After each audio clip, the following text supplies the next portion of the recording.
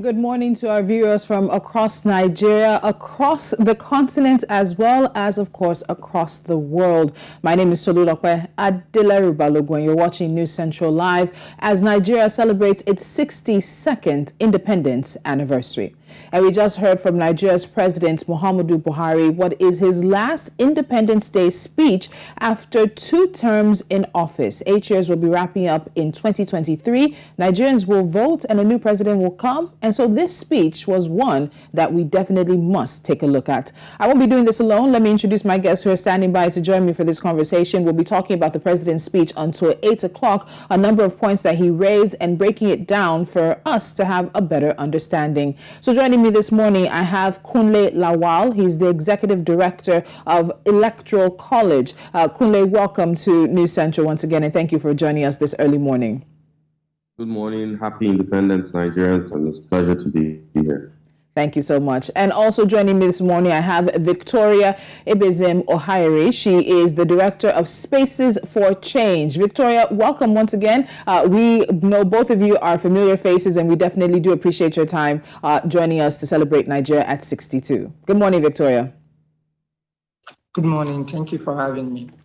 So let's get into what the president was saying this morning. He made a number of points going through a number of issues. If we go back from end of the president's speech, you'll pick up a number of things on our bilateral and multilateral obligations and, of course, expanding those relationships. He talks about the fact that he's very certain that Nigeria will overcome its challenges, mentioning things about the campaign as well, and, of course, security. So I think we should start backwards because we know that this week the peace accord was signed by a number of political parties and their candidates for the 2023 election. The president has enjoined Nigerians and the candidates to make this an issue-based campaign. And when you look at that and you look at the peace accord, do you expect that the president should have said just a bit more about how not necessarily who he's voting for or who he wants Nigerians to vote for, but on the things he thinks will really make this election a pivotal one? And he, of course, did mention the amended Electoral Act. Victoria, let me start with you. Were you expecting to hear just a bit more about plans for the election and guaranteeing security and whatever role the president may feel he can still play? Yeah, of course. Good morning again, listeners. I think considering the climate in the country, the climate of insecurity in the country, everybody was looking forward to hearing something about insecurity, how the government, what the plans of the government are regarding how to solve the rising levels of insecurity across the country. And as we march towards an election season, naturally, it is a period that is riddled with violence, just naturally, even outside of insecurity. Then, if you now combine that with the currently high level of insecurity in the country, it creates concern, legitimate concern for many Nigerians. So, the president, to be fair to him, the anecdote of the 6 and 9 always applies whenever administrations evaluate themselves. And that is what is playing out. And the anecdote of the 6 and 9 is where you sit at the other end, you see a 6, and at the other end, you see a 9. And both sides, sometimes they are correct. Because what they are seeing in the government house and what we are seeing on the streets, there seems to be a disconnect most of the time. They are seeing it from the point of view, they know how much money they are approving, they know how much is in the budget, they know allocations are being made, they know the disbursements that are, that have taken place. But we, on the other side, we know whether those things actually trickle down. We know whether those things have translated to bread and butter. The billions of naira in allocation to security, whether it has really improved the lives of citizens. And, so that is what has happened. We would have loved to hear more, but what we must acknowledge is that electoral reforms indeed have taken place. The last 2 elections, gubernatorial elections, really showed that INEC is affirming its independence. It's trying its best to inspire confidence in the electoral process. And if that is not anything, that's just the gift that this administration is going to leave behind for Nigerians. And we're hoping that 2023, that independence of the electoral body will be fully affirmed by ensuring that we have a free and fair elections, and the person, whoever emerges as president, reflects the wishes and the true aspirations of Nigerians.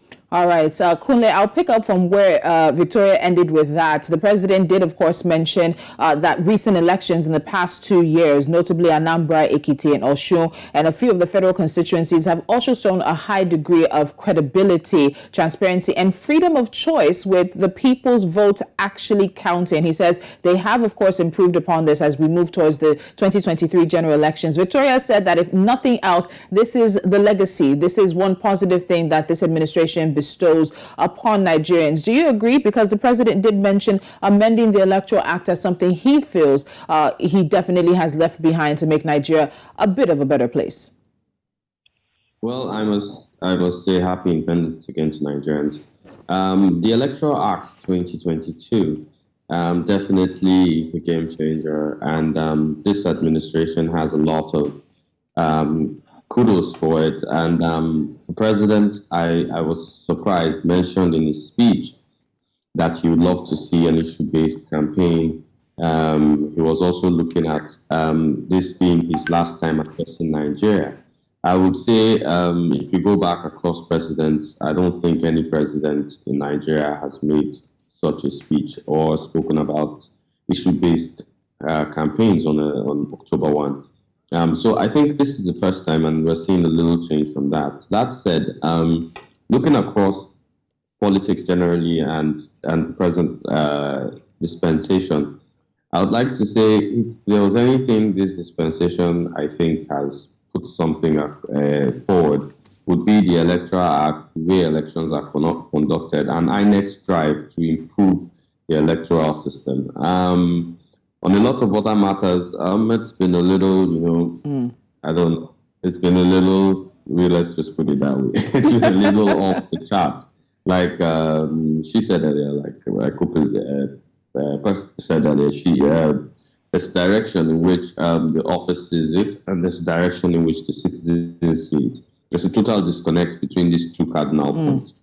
And I think one of the key things I think this administration has to do is to, in its last days, stamp down on security, which the president mentioned fully. Stamp down on security, because if the security in most places are not totally delivered, then we might not have the kind of total free and fair election the president is dreaming of handing over to from his own time. So I think election security is key in all of this. The elections generally too. I think INEC is putting a lot of work. So we'd like to see what happens heading towards 2023. All right, so I'm going to move us back now to the top of the president's speech and sort of start taking apart the most important parts. And he talked about the power when he was elected by Nigerians and how the challenges in front of him seemed insurmountable, and the president went into issues around corruption. So let's talk about that.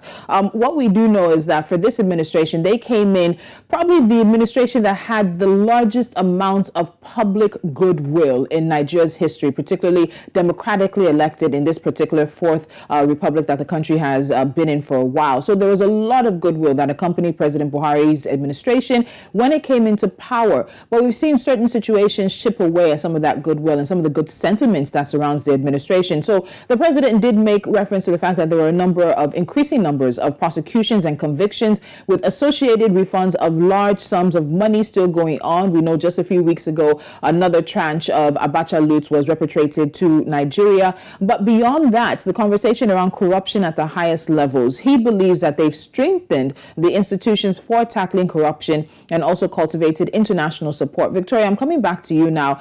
You used an analogy of 6 and 9, basically just flip the number around, and depending on your viewpoint, that's what it looks like. So when we get to this issue of corruption, with the convictions, with prosecutions, has this administration done as much as it could in the past 7 years? Okay, so I don't think the analogy of the 6 and 9 applies to issues like corruption. There is only one answer, and the answer is the government has not scored very high in combating corruption.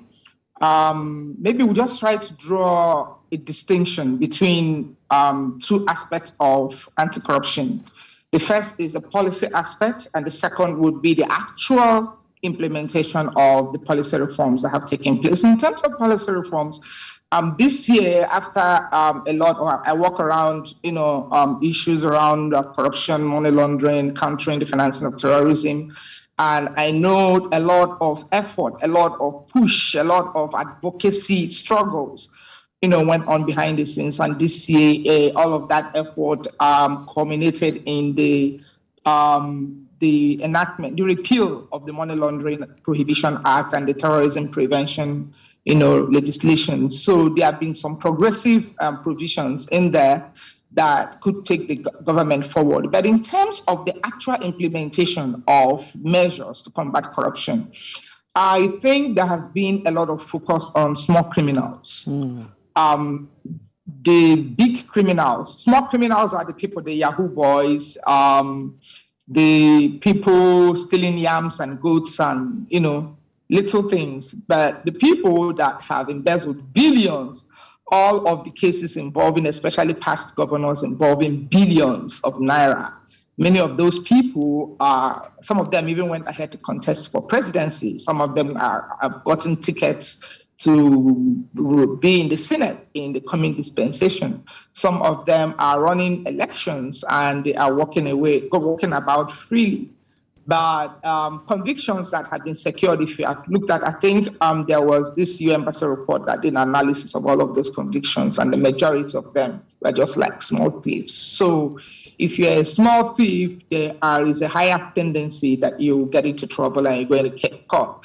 So if you are a big thief, which is those who steal in billions of naira. Many prosecutions never get concluded. Many of them just get suspended. Many of them are just held down by technicalities. And the last aspect of the administration of justice, which is the judicial aspect.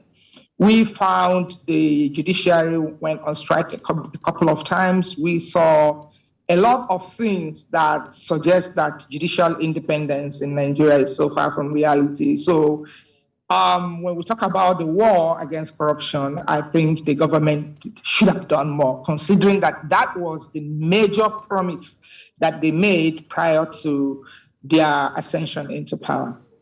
I like the fact that Victoria takes us to campaign promises, Kunle. We're in a period of where we're seeing campaign promises once again resurface, and it's an opportunity. While just voting is not the only thing that citizens must do in a democracy, but the end of this administration is an opportunity to score them on some of the things that they did promise. And as Victoria said, campaigning against corruption was one of those things. Of course, forestalling insecurity was one of those things, and we'll get into that, and also turning around the economy. But Kunle, I want to ask you now, this legacy that the president is talking about, because this speech, his last for October 1st, is a speech and an opportunity for him to talk about the legacy he believes he's leaving behind as the president of Nigeria. But in corruption issues, what legacy do you think President Muhammadu Buhari is leaving?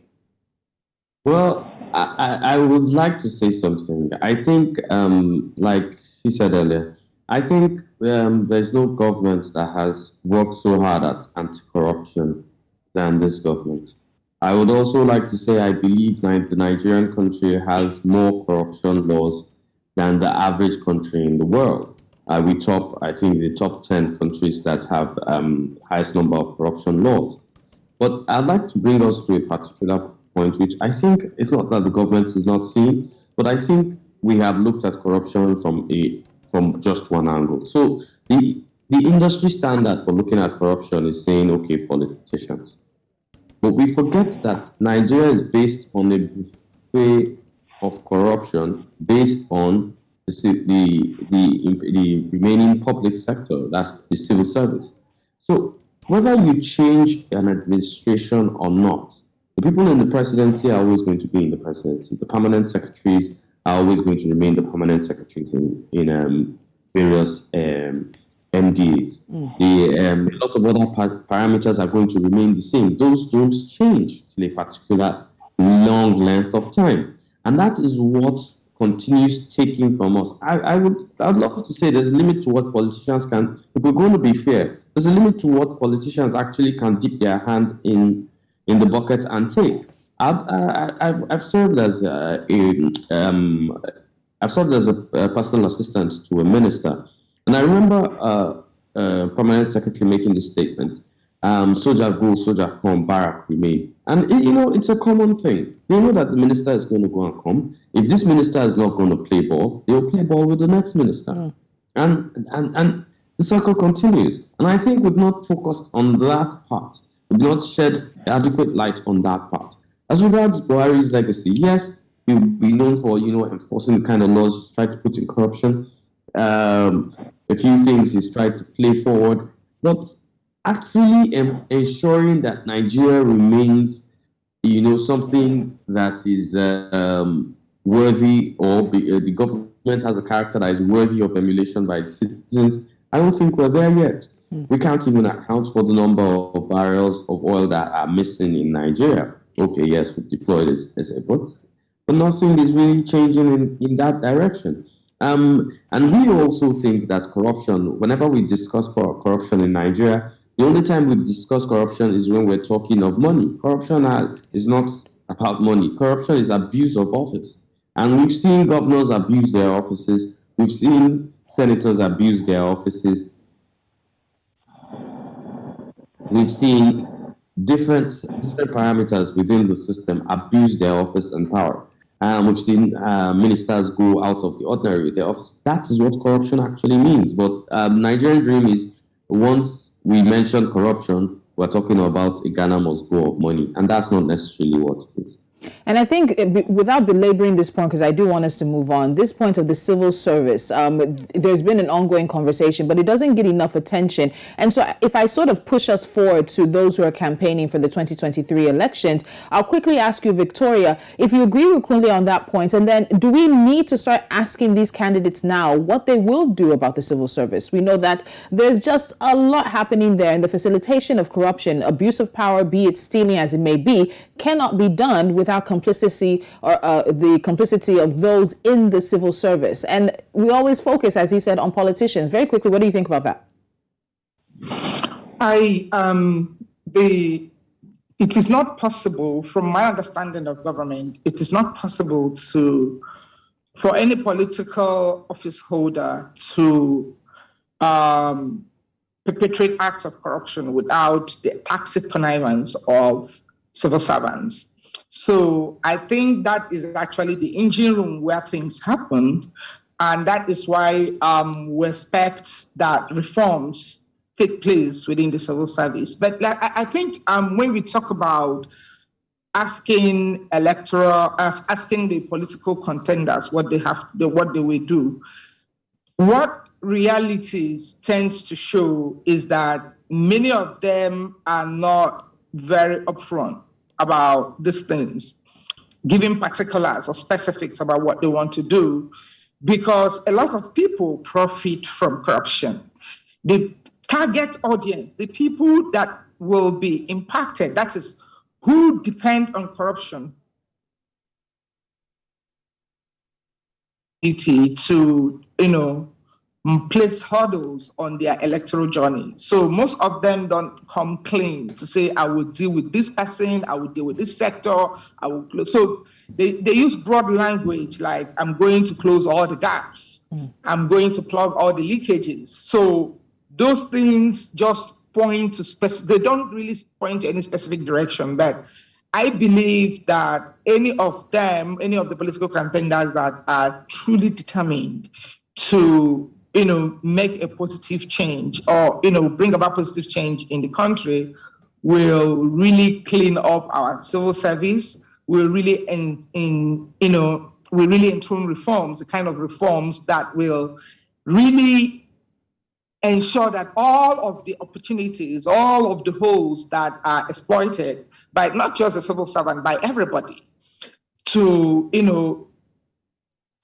get additional value that is undeserving. I think that candidate will be thinking about it right now, probably writing out their strategies and their blueprints. And I will not expect that all of them will make all of those points, put out in the public domain for fear of public backlash as well. Yes, very true to that. So let's move on to the economy. So let's look at what the president said in regards to the economy. He has said a number of interesting things, and I know that's going to be a very interesting point of getting reactions from Nigerians later today. So he said that the efforts of his administration in manifesting the economy in Nigeria made sure that we exited 2 economic recessions, that we also had the Petroleum Industry Act 2021 being passed as well. The administration has also gotten involved in the agricultural sector, giving incentives to SMEs in resulting in creating millions of jobs. So let's not forget that the president said he was aiming to lift 100 million Nigerians out of poverty in 10 years. I'm not very sure the indices and the numbers actually support that.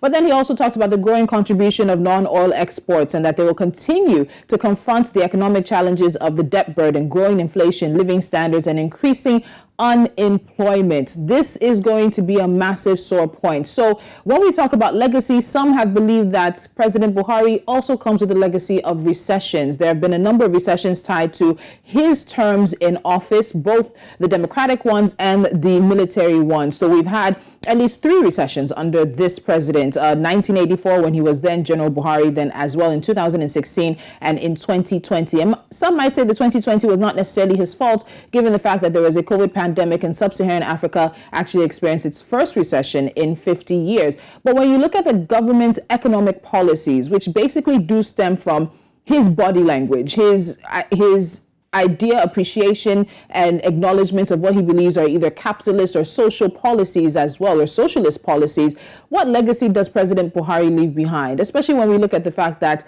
now debt servicing has overcome the revenue that this administration is bringing in, not necessarily everything tied to their decisions, but at the end of the day, in the past 8 years, there have been opportunities to set things right. Kunle? So I kind of think that the president has gone through some things which the world generally has gone through, of course, COVID, and a few economic recessions based on activities, a few wars being fought here. But this is to say, I do not understand how in the last 8 years, it was not seen that Nigeria should have taken off subsidy and started producing oil within. Because if we did that and our refineries were working, we will be gaining so much of the Ukraine-Russian war. Situation. But that was totally not calculated. Economically, we've taken some stringent policies. I felt this administration has taken a lot of knee-jerk decisions when it comes to economic policy. Well, one of them would be even the control of the amount of dollars that comes into Nigeria. So stopping the inflow of dollars coming into Nigeria, their bank accounts, restricting payment of dollars outside.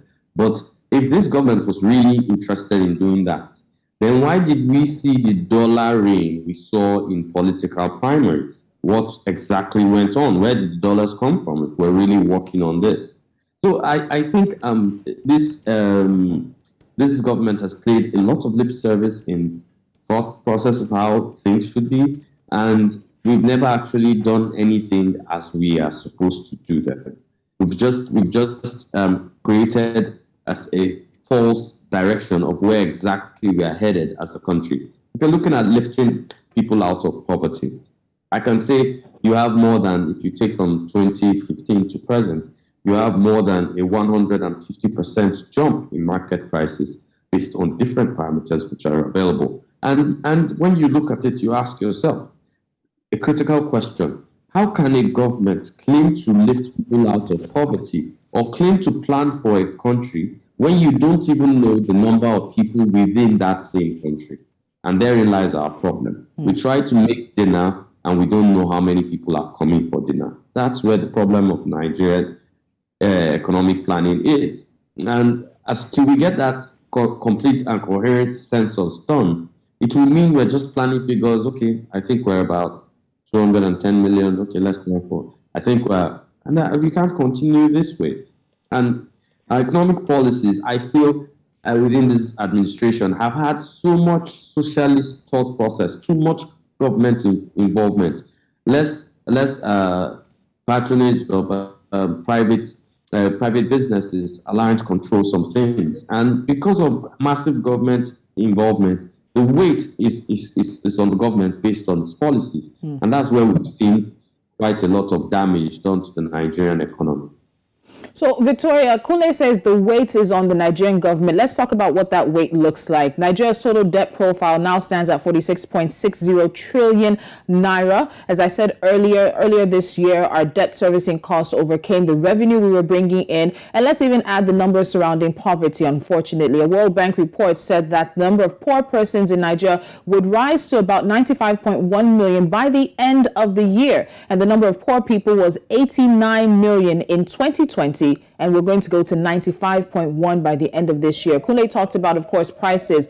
Food inflation, we know, is one of the largest things that drives up the cost of prices. When we talk about policies, this administration decided to close borders, and that also was a massive impact on the economy. And at the end of the day, Nigerians simply have less naira in their pockets, and the naira they do have takes them not as far as it used to. So when we look at the economic legacy of this administration, what do we think about that? What do we think in terms of what he's leaving behind for the next administration to have to take care of?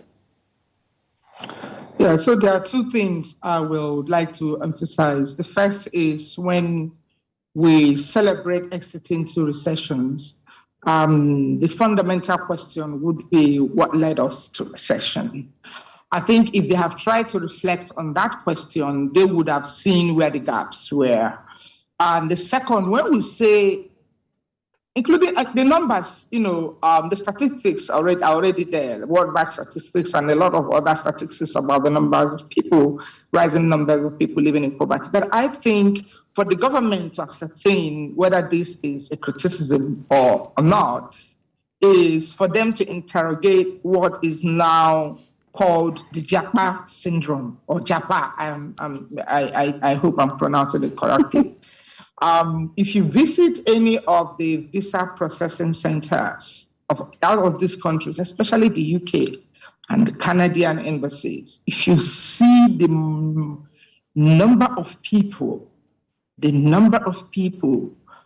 at this hanging around there trying to find a way out of the country, that is the highest demonstration of the economic, demonstration of how much the economic policies failed and how much Nigerians have lost confidence in the country, how much the younger generation are totally not wanting anything to do with the country, losing their love for the country, losing their entire connection with the country. They're looking for the slightest opportunity to go to countries like even Ghana, which is smaller than Lagos.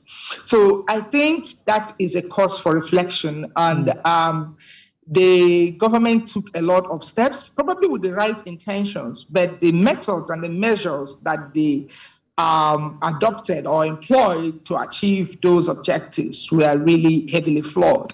And we saw how it turned out. The highest number of unemployment under this administration, highest levels of full inflation under this administration, highest number of immigration, especially by the young population, younger generation under this administration. We're seeing the highest levels of oil theft in this country. And recently, we conducted a study in the Niger Delta region in communities where artisanal refining takes place. And artisanal refining, that is most of them, that is where these oil pipelines get vandalized and oil siphoned out and diverted to other sources. And the majority of the people say they're involved in this because of unemployment and poverty. So we ask ourselves, and coupled with its massive debt borrowings, the debt burden we have in the country, and many people continue to ask questions. Where did these billions go to? Where did these trillions of naira go to? People are not able to see the connection between the amount of money that has been borrowed with the improvement in living conditions of people. So all of these are provoking a lot of questions and worry in the mind of Nigerians. So I think that the next administration that is coming on board will have a lot of work to do, especially in terms of economic reforms. And you cannot even achieve, assuming that they did the right thing, with the amount of leakages, amount of opportunities for siphoning and, the natural,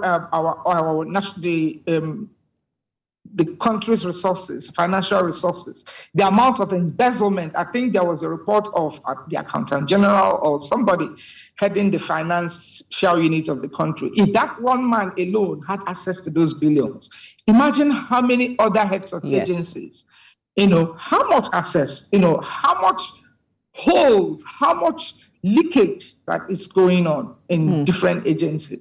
So it is not about even the reforms. We are reforming and it's going out. So the basket is never going to get filled. So many things went wrong. And it's just also another area where this government would not be scored very high. It will be in the economy. Okay, so unfortunately, time is not with us. I would have loved us to also talk about education, because the president did say that while he's pained about the issue around education, he believes that he has been able to do a number of things in terms of getting education into a better place. But we know that right now, ASU is, for all intents and purposes, still very much on strike, about 6 months of that. But I want to get your thoughts on security before we wrap up this conversation, looking at President Muhammadu Buhari's final speech, a final Independence Day speech as president. So he talks about the fact that when he came into office in 2015, he provided the funding requirements of the security agencies, which was also improved in his second tenure. And when you look at the budgetary allocations over the past few years under his administration, you would see that, yes, there was increase in security funding. But we've talked about what we're seeing on paper versus what we see in the lives of the people. I remember being on social media yesterday and somebody tweeting about the fact that for some families of the Kaduna train victims, their family members and loved ones are still captives. They're still with kidnappers. It's probably likely they're not able to afford the ransom money. And it seems Nigeria has just moved on. But the president says that they've done reasonably well in being able to address the security challenges, which was one of the biggest things he campaigned on as a former military head of state, as a former military officer himself. So Kunle, let me start with you. It's about the president's legacy when it comes to the security of Nigeria. Yes, there are a number of local governments that were in the hands of insurgents at the time he came in, but we've seen a back and forth where Nigeria will gain some ground, the insurgents will also gain some ground, but we have had some successes. But are those successes enough to give President Buhari more than a pass mark when it comes to the security issues under his tenure? Well, as regards security, I think I'll score the president 12%, and I'll give my reasons why. I must commend the work of the Nigerian Armed Forces. They put in a lot of work. It seems that from what the president is giving and what the armed forces are complaining they are not receiving, there's a lot of leakage between that gap. If you look at our military budgets, they are excessively high. And I would also like to criticize the government on a particular perspective. You cannot secure, and I don't know why this is not nuclear physics, you cannot secure the internal part of a country without securing the borders first. So it's like you got a new house, you have no fence, you have no doors, you have no windows, but you bought CCTV cameras inside the house. How does that make sense? And we keep doing this without securing our borders. If we cannot control, if you're looking at the sub-Saharan conflict, which is trickling down into Nigeria, and you're looking at other issues outside Nigeria, you would understand why it's easy. Nigeria now has offered a safe haven for people that are criminals from other countries and terrorists from other countries to come and try here. And besides, we're paying them ransom money, which makes them a lot richer. So I cannot score the Buhari, I'm sorry, but I cannot score the Buhari administration a pass mark by any parameter when it comes to security, because it's done very bad. I don't think this is the first time you can't even travel from Lagos to Ibadan feeling safe. You can't travel from Abuja to Lokoja feeling safe. You can't even go from Kano to Yobe or Kaduna to Abuja, which used to be a route I used to fly so much. Kaduna, Abuja, we used to move around in seconds and just go back and forth. You don't even know which town we're sleeping in. We used to have so much fun on that road. Now it's become a den. And now it's not just the road. Even the trains that were set up to evade the roads, in quotes, are now under siege. So I find it hard listening to anything security about the government. I feel it did, yeah, like I said, I give them a 15%. Thank you. All right, thank you so much, Kunle. Victoria, I'll come quickly to you. Our time is almost spent, but as Kunle has said, it's across the country now. It's either kidnappings and robberies, it's bandits, it's insurgents, whatever name you call them. There are criminal activities and criminal elements that are besieging Nigerians day in and day out. What pass mark or what score would you give the Buhari administration in terms of security? I wouldn't give any pass mark at all, because the performance on in that regard was really very abysmal, and Nigerians who have never felt as insecure as we feel today. And another example of that insecurity, in case it's not, if they are not yet, they're not yet understanding how bad it is before we used to think Abuja was secure. Abuja used to be the most secure part of the country.